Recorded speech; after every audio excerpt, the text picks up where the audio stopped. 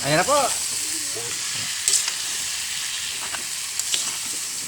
Po, ang sikreto ng amin pagluluto ng adobo na hindi masyadong pinasarap. Bagya lang. Ano? Bagya lang kasi baka maparami ng kanin eh, bawal po ang maraming kanin sa kasangga ko. Akin na po munang hihinaan ng apoy at malakas sa gasol. Alam niyo po ba? Kaya ko po hininaan sa gasol para yung luto niya eh hindi masyado mabigla sa gasol dahil malang gasol. 800 na po ngayon. Ayan po, pinagsama-sama na. Hindi, ayos na po yan. Lalagyan na po ng ating konting, hindi ko na babanggitin kung ano ilalagay ko, tatakpan ko. Takpan mo. Kopyahin pa. Kami lang po ang nakakaalam. Kami lang nakakaalam daw kung ano yung nilagay namin. Pero hindi po nakakalason nyo. Yan. Mukhang masarap pare. Nako, pagka parang natikman mo to, sabihin mo na huwag na magluto sa susunod.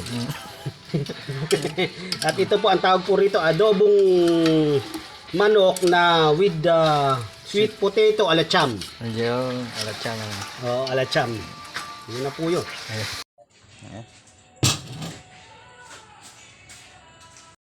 Mata! Pare! Oo. Alam, konti lang kanin. Ayan po, kami kakain na at napakitang ba yung alachamba natin? Oo. Kami po ay susubo lang ng panawid gutom, tig-15 subo at ang gaulo ng pusa. Manyan natin. Ay, mayaman na mayaman dating pagka sumusubo. Harap.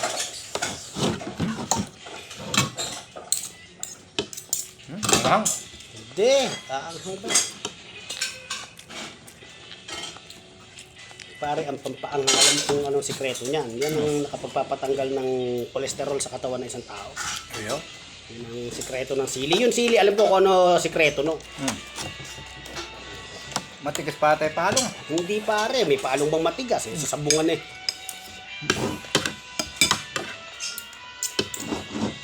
Harap. Ayun pare, nakakuha ka. Nakabidyo yun. Sabihin ko sana, paano ko ibigas mo. No?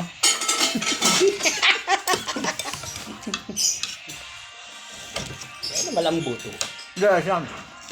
Di ba yan ang gusto mo, yung lumalaba. Yan gusto ko sa babae. Yung malaba. Dareta na ulam ko kagabi. Masarap pa talaga magluto pare.